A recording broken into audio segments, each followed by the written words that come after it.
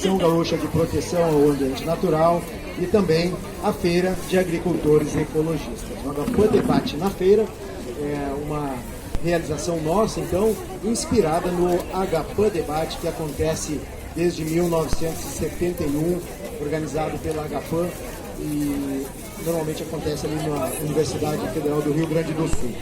Hoje, então, nós vamos ter aqui um lançamento do livro José Lutzenberger, um ambientalista global, né, o livro que tem entre suas autoras e autores, né, a Helenita Malta Pereira, que está aqui com a gente, a Sara Rocha Fritz e Denis Henrique Fiuza. Bom livro, então a gente vai falar um pouquinho sobre esse livro que conta uma janela importante da história do Lutzenberger, e com isso também, gente, são trechinhos da história da Agapuã, que a gente sempre busca contar através de vários autores, né, que escrevem outras obras, como, por exemplo, esta aqui, a obra fala sobre o Augusto Carneiro, né, Depois de Tudo, da Lilian Dreyer. E também aqui eu tenho um outro exemplar, só trouxe mais dois aqui, o Pioneiros da Ecologia, também tem parte da história da Agapuã aqui, entre várias outras obras, né? E a gente vai contando então a história da nossa entidade através então de diversos autores. Hoje aqui para falar então sobre a obra em destaque, eu queria conversar então com a Helenita, falando um pouquinho sobre ti, né? Ela nos conta assim, como é que chegaste ao teu interesse, né, de pesquisar sobre o ambientalismo gaúcho, sobre os diversos autores que nos ajudam a construir essa história até hoje, que nos inspiram para continuar na luta ambiental. Fala um pouquinho de ti, então, e da tua chegada nesse ambiente através da tua arte, que é a história. Bom dia, pessoal. É uma alegria muito grande estar aqui na Feira dos Agricultores Ecologistas, né, um lugar tão importante para quem se preocupa com o meio ambiente, né, com a questão ambiental. Obrigada a Everton e a Agapuã pelo convite, né, para participar aqui com vocês e com a querida Lili. Então, uma pergunta então, que o Everton fez. Eu nasci em São Lourenço do Sul, né, à beira da Lagoa dos Patos, então acho que a questão ambiental sempre foi importante na minha vida, na minha trajetória pessoal. E quando eu fui fazer história, eu queria estudar algo que tivesse a ver com o meio ambiente. Ainda não sabia, né, muito bem, mas comecei a pesquisar. Na época eu tinha que fazer, né, monografias, fazer pesquisa e tal. E eu conheci, felizmente, o Augusto Carneiro, que é um dos fundadores da Agapuã. Então, o Augusto Carneiro foi uma pessoa super importante na minha vida, pessoal e profissional como historiadora. Porque desde o primeiro momento, né, que eu fiquei sabendo dele, fui atrás, né, onde ele morava, fui conversar com ele.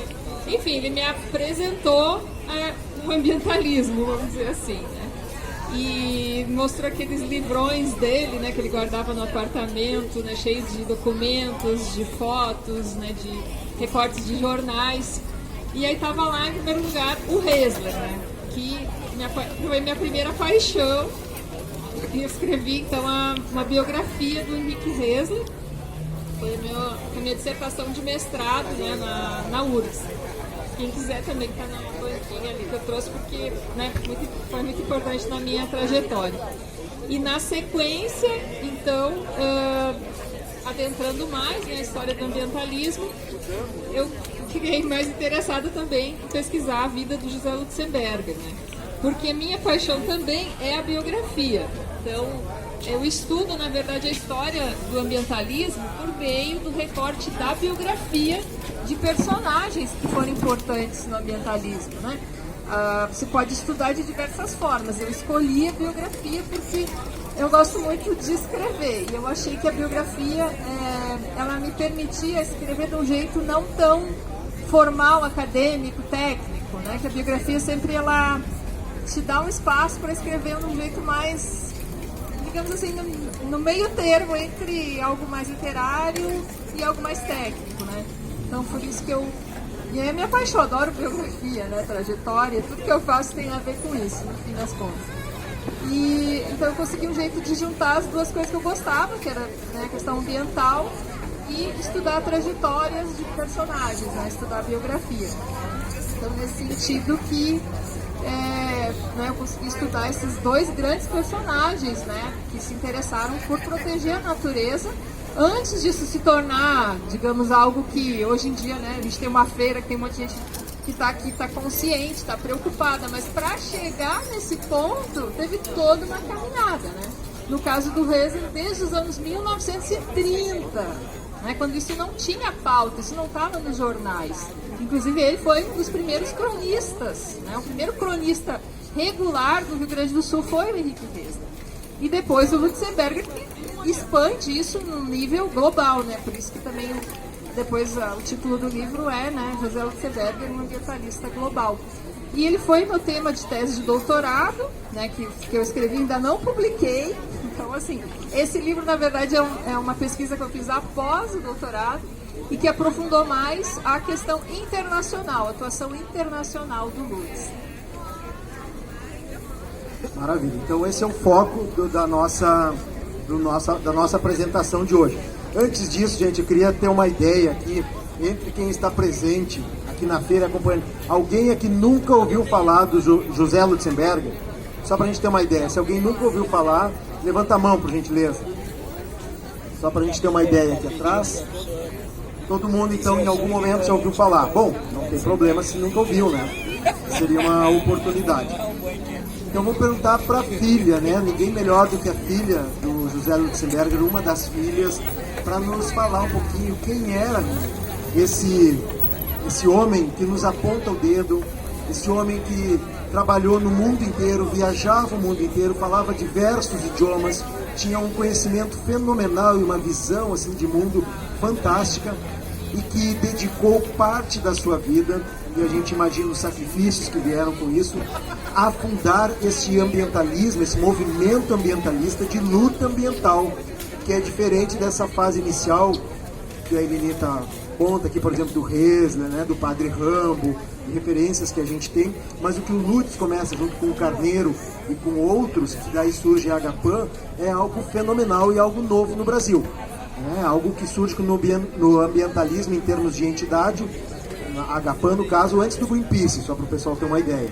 Então nos fala um pouquinho quem era esse Lutz Henriqueto, do teu ponto de vista, obviamente, com toda a liberdade para falares do teu pai, nesse sentido aqui para nós. Everton, só para saber que tem duas crianças aqui, Vicky e o Fabrício, que nunca escutaram ouvir falar do Lutz, que eles vieram aqui para escutar também, talvez seja interessante falar alguma coisa para eles, tá? Desculpa, gente, é só uma... Temos crianças aqui acompanhando, o Fabrício e a Vitória, né, que estão acompanhando aqui, vão começar a conhecer o Lutzenberger, e essa história a gente acredito que vai acompanhar vocês para o resto da vida, porque vai ser muito necessário o que a gente está contando aqui. Primeiro, aos que não sabem, tá, dá para ouvir, porque eu não tenho tanto também. Tá, então, o Lutzenberger foi meu pai, ele já faleceu há bastante tempo. Hoje ele seria um homem de quase 100 anos, mas ele nasceu aqui em Porto Alegre, filho de um alemão e de uma descendente de alemães. E ele, desde pequeno, ele gostava muito da natureza e gostava muito de ciência. E na casa dele, os pais fomentaram muito isso. Ele chegou a gostar muito mais de ciência e natureza do que se imaginava. Então ele estudou agronomia, sempre se interessou muito por biologia, por animais, tudo que tem a ver com o funcionamento do nosso mundo e com as interações das pessoas com o mundo em que elas estão inseridas. E isso levou ele a ter uma consciência de que a gente tem que cuidar do mundo. Porque sem o mundo, nós não somos ninguém, nós precisamos do planeta. E nós precisamos do planeta saudável. E ele estudou agronomia, estudou biologia, e aí ele foi trabalhar como agrônomo. Trabalhou em empresas multinacionais, viajou o mundo. E enquanto ele trabalhava nessas empresas multinacionais, ele continuou observando o mundo, lendo sobre ecologia. Ecologia é a ciência de todas as coisas que tem no planeta e a interação entre elas e a importância dessa interação. E ele foi se desencantando com as empresas onde ele trabalhou, porque ele começou a se dar conta que essas empresas, cada vez mais, em vez de produzir adubos, produziam veneno que matavam o mundo. Matavam as pragas das plantas, mas elas faziam um estrago muito maior do que esse. E ele acabou saindo da empresa onde ele trabalhou muitos anos e voltou para o Brasil. Na verdade, ele não voltou para o Brasil para ser um ambientalista. Ele voltou para a terra dele, para a casa dele, para as coisas dele, e ele queria trabalhar no campo, porque ele gostava de trabalhar na natureza. Só que quando ele voltou para o campo da sua terra natal, ele viu que aqui no Brasil a destruição era igual ao resto do mundo. E aí ele ficou muito triste com isso, e ele já tinha amigos aqui, conheceu o caseiro que falou, conheceu outras pessoas, e eles se juntaram para tentar salvar o que ainda tinha para ser salvado, né? E aí eles fundaram a AGAPAN, Associação Gaúcha de Proteção ao Ambiente Natural, em 1971. Mais de 50 anos atrás, vocês ainda faltava muito para serem nascidos. Até os pais de vocês ainda não eram nascidos. E ele ficou 30 anos lutando por um planeta saudável, para que na geração dele, que estava estragando tudo, deixasse um planeta bom para vocês que estão aqui agora. Ele conseguiu muitas coisas, outras ele não conseguiu, mas essa feira que vocês estão vendo aqui, cheia de coisas boas para comer sem veneno, é um dos resultados da luta dele por um mundo mais saudável, menos venenoso, menos devastado, não é? Então, eu acho que para as crianças seria um pequeno resumo, não sei se tem mais alguma coisa para dizer. E ele já faleceu e muita gente não lembra dele, mas ele foi esse homem que brigou e disse: não, tem que parar com a destruição. Nós, mais velhos, não temos o direito de destruir sem nem pedir autorização para quem ainda nem nasceu, que são vocês.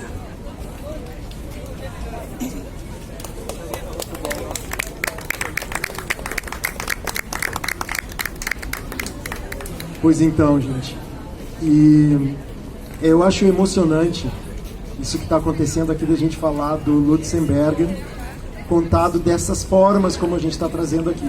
Ele, quando tu fala da fundação da AGAPAN, e óbvio que é o nosso cerne, né? É a AGAPAN, a gente sempre vai falar nisso, porque é o nosso ambiente aqui.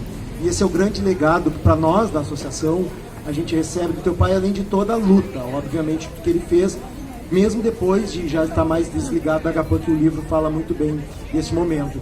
Mas quando o Lutz está reunido com o Carneiro, com a Hilda Zimmermann, com o Alfredo Ferreira, que hoje por acaso não está aqui, mas ele está sempre por aqui, naqueles meses do início de janeiro de 1971, final do ano anterior, quando a AGAPAN estava sendo gestada, final de 1970, isso me remete à minha vida, porque eu estava sendo gestado naquele momento.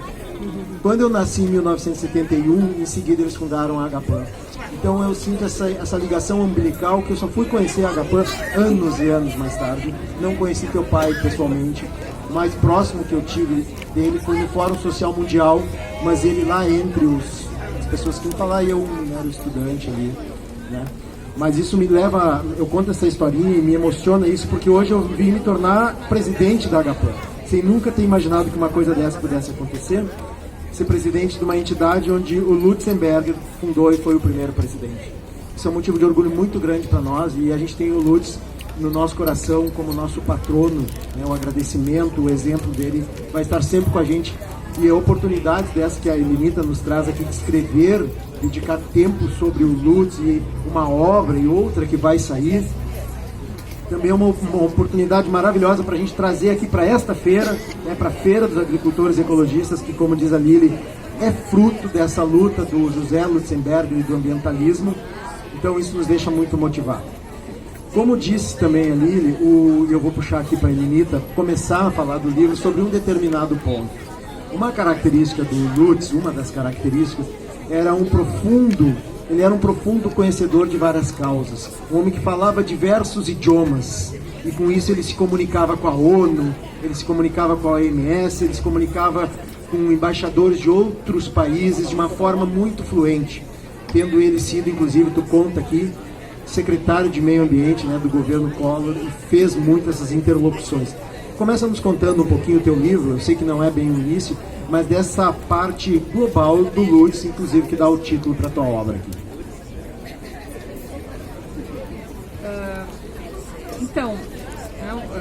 Essa concepção, né, o título do livro vem justamente daí, né, José Lutzenberger, ambientalista global.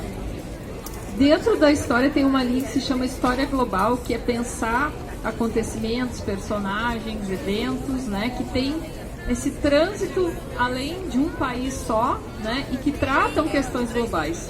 Então, no caso do Lutzenberger, ele é uma pessoa, um personagem, né, que está vivenciando, está tratando de temas que envolvem todo o planeta, né, porque tá, na concepção que o orienta, né, está tudo interligado. Lutzenberger, desde pequeno, teve já uma educação, vamos dizer assim, mais holística, né? Ele teve já a educação bilíngue, português-alemão, pela origem dos seus pais, né? E isso também ele passou para suas filhas, né? E netas também, então toda a família tem essa preocupação, né? Enfim, de educação bilíngue. Mas também o pai do Lutzenberger, né? Josef Lutzenberger, que era alemão, no ambiente familiar, né, trazia vários assuntos para ele, não tinha essa questão de focar, especializar em apenas um tema, né, contava histórias da Grécia Antiga e oferecia para ele, dava de presente revistas sobre assuntos variados. Então ele teve uma educação desde o berço muito ampla, né, não assim de se ligar em apenas um tema, apenas um foco. E quando ele vai para a faculdade, ele escolhe agronomia, mas ele tinha muita preocupação com biologia. Então, a biologia, por exemplo, sempre foi uma área de leitura, de interesse que ele buscou para além, né? Filosofia, enfim, outras áreas. Ele se preocupava e lia além da sua área foco, que era a agronomia. Então, ele já tem isso de formação. E quando ele encontra, por exemplo, né, o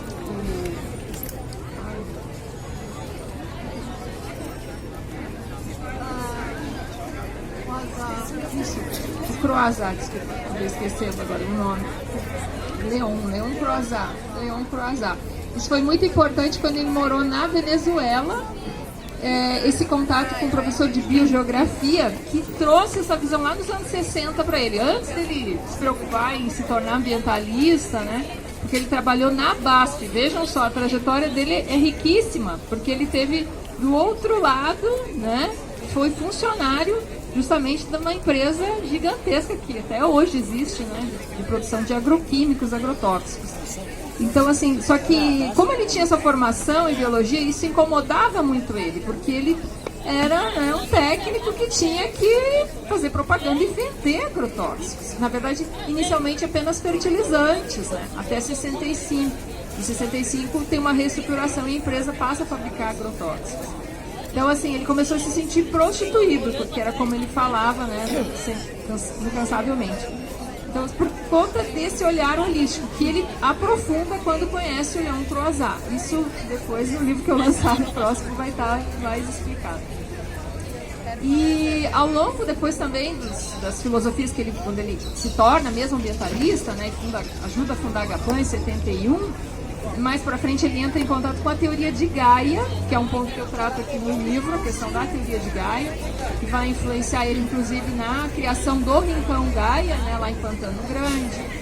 ele participa de entidades no exterior que estão voltadas para esse conceito, né, de Gaia, do James Lovelock e da Lynn Margulis, que é pensar que tudo está interligado, que o planeta todo, né, pelo funcionamento dele, é quase como se ele fosse um ser vivo, né? Então, chamar de Gaia na verdade, é um nome assim, meio metafórico, né, como a deusa Gaia e tal, a deusa da Terra, né?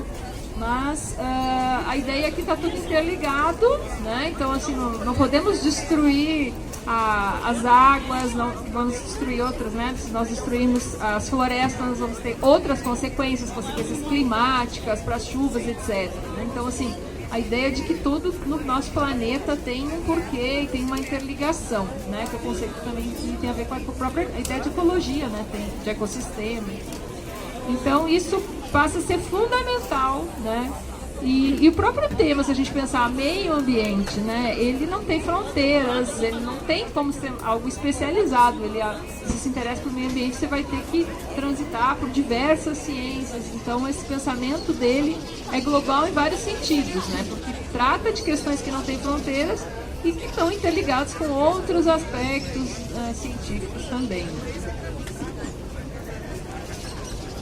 Maravilha. Pessoal, para quem quiser o livro, né, ele está à disposição ali naquela banca ali, ó, com o Gabriel, aquela banquinha da ponta, né, aceita cartão de crédito, né, tá à disposição ali. Daí quem quiser pegar o livro e quiser uma assinatura da Helenita, ela vai assinar por aqui mesmo, de repente durante o bate-papo, depois na sequência, mas já pode trazer aqui, tá? Ela faz uma dedicatória para vocês, então.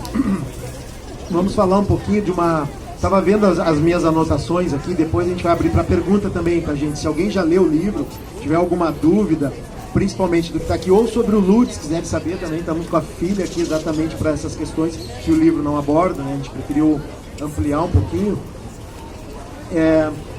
A questão da Amazônia. A gente ouve falar tanto, se tornou pauta mundial a Amazônia. Inclusive, tudo bom?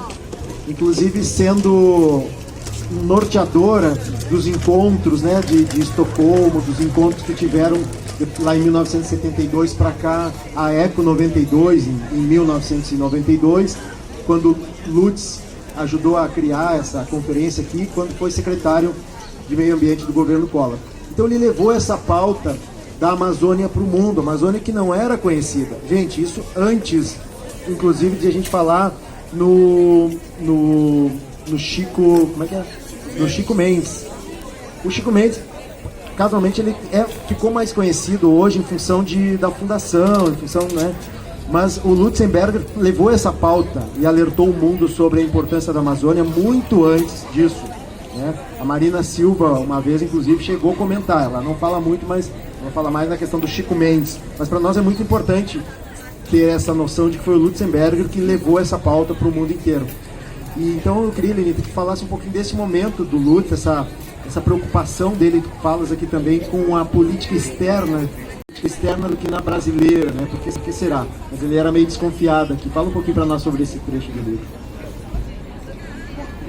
Bom, todas as minhas pesquisas, né, desde 2011, já faz um tempinho, que estudo a vida do Lutz, eu consegui entender assim, que tem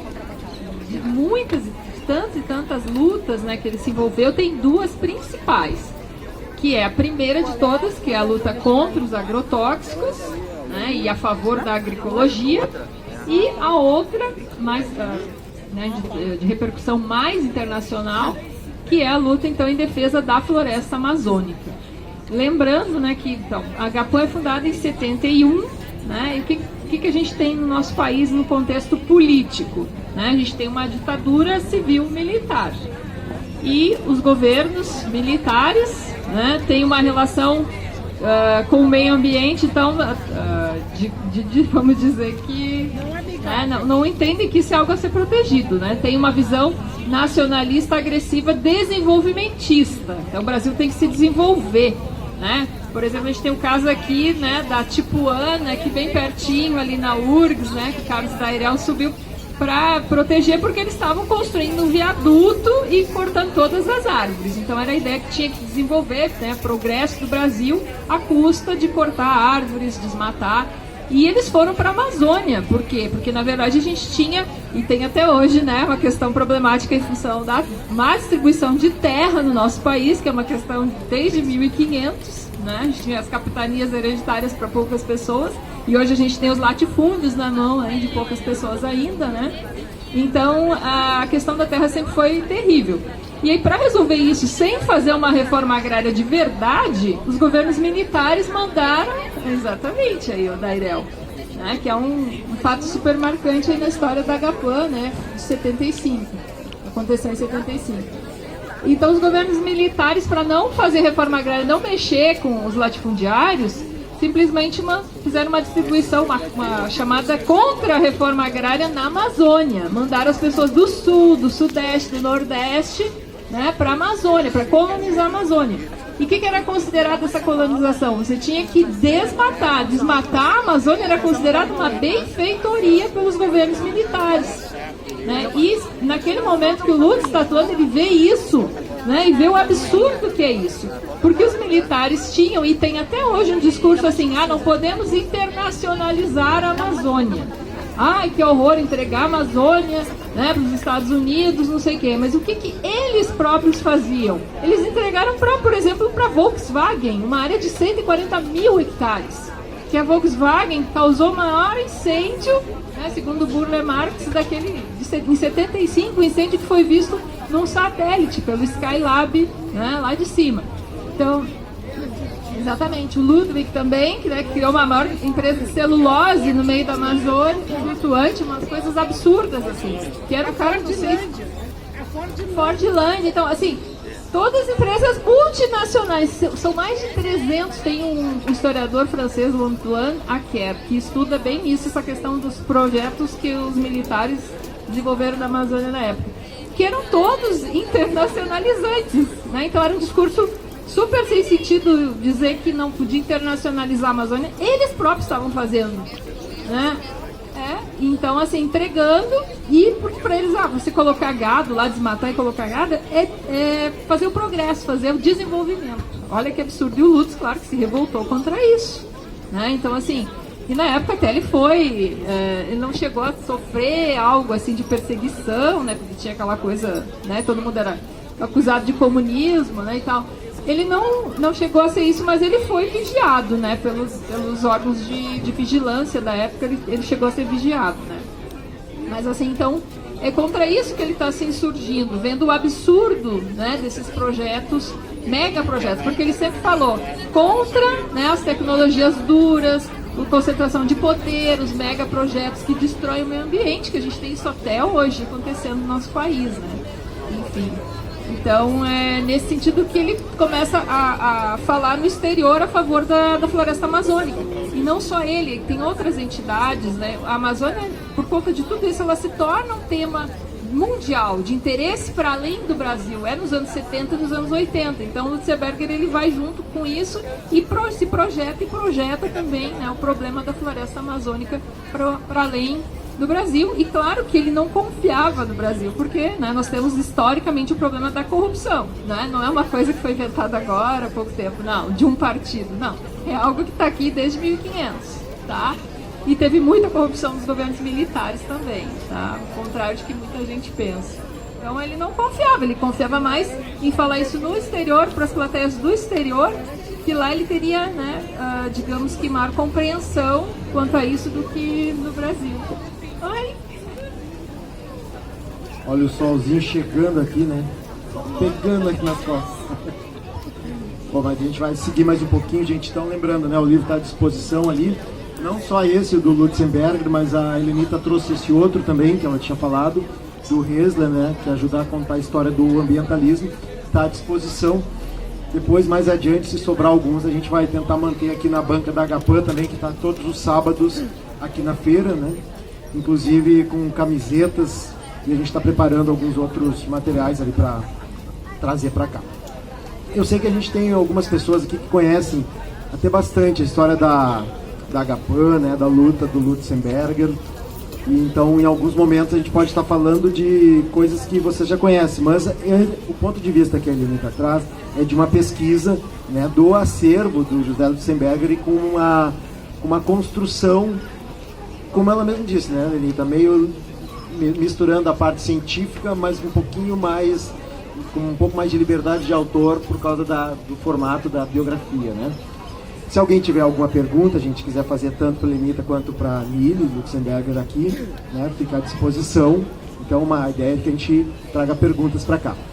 Lili, eu queria agora que tu avançasse um pouquinho para nós também, mais na trajetória da escrita desta época aqui, deste livro, falasse como é que foi para vocês, enquanto família, viver com o Lutz, que viajava muito, se tornava, antes de viajar no exterior, né, enquanto trabalhando em empresas multinacionais, viajando o mundo inteiro, depois aqui no Brasil, principalmente com a Agapan, e ele já é um ambientalista conhecido e renomado, né, e chamado para vários pontos, como é que era para vocês conviver com ele, com essa ausência, né, de ele não estar em casa, estar muito tempo viajando, e também, eu imagino, eu te pergunto, se vocês sentiam a pressão das críticas, né, que ele também recebia, porque isso é normal, né, para nós ambientalistas receber críticas é normal porque a gente confronta, né, algumas coisas que não estão adequadas. Como é que era para vocês enquanto família conviver com ele? Conta um pouquinho para nós. Bom, aí também daria para contar muitas coisas, vou ter que escolher algumas. Então, ele sempre viajou muito, respondendo a tua pergunta das viagens. Antes dele ser ambientalista, ele trabalhava por uma multinacional e ele viajava constantemente por conta do trabalho dele na multinacional e também porque ele era transferido de um país para outro. É uma prática das grandes empresas. Como ele era multilingüe e tecnicamente muito superior a muitos outros, mandavam ele de um lugar para outro. Ele nunca ficava mais do que alguns anos no mesmo país. Não são, os diplomatas também têm isso, mas os empregados de alto escalão, de empregadas multinacionais, também são mudados de país periodicamente para assumir cargos onde eles podem ser úteis. Então, desde pequeno, meu pai ficou muito pouco em casa. Quando nós chegamos no Brasil, ele passou os primeiros anos mais em casa, desenvolvendo, deslanchando essa luta ambiental. E a nossa casa estava sempre cheia de gente. Então ele estava em casa, mas ao mesmo tempo ele não estava, porque ele estava sempre rodeado de estranhos para nós. Então nós meio que éramos uns satélites ali pela casa e ele estava rodeado de gente que a gente não conhecia. E nós tivemos que nos acostumar com isso e em pouco tempo ele ficou muito conhecido e voltou a viajar muito.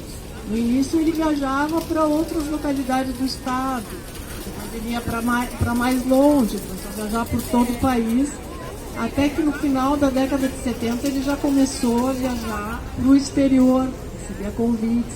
Durante a década de 80 ele já era um homem internacional, não tanto, ele já era, ele ia para os Estados Unidos, ia para a Europa, ele começou a ser notado no exterior.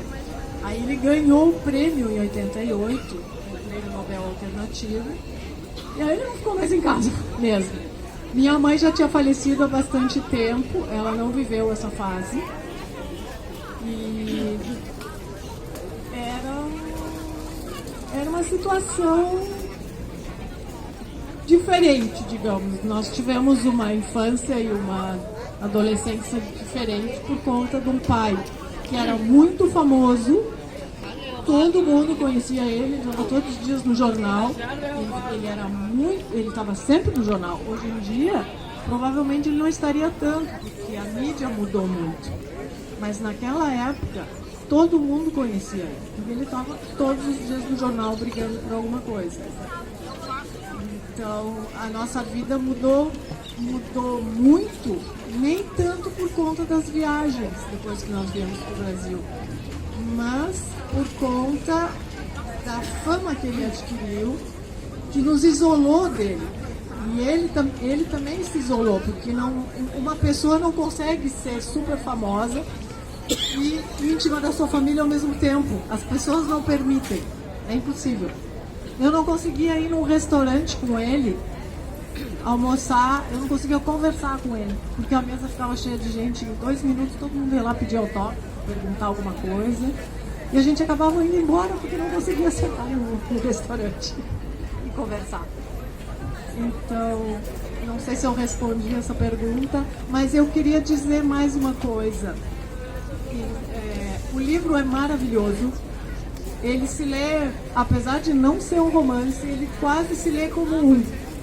É uma narrativa que vai falando da forma como ele vai transitando pelos problemas, os insights que ele vai tendo.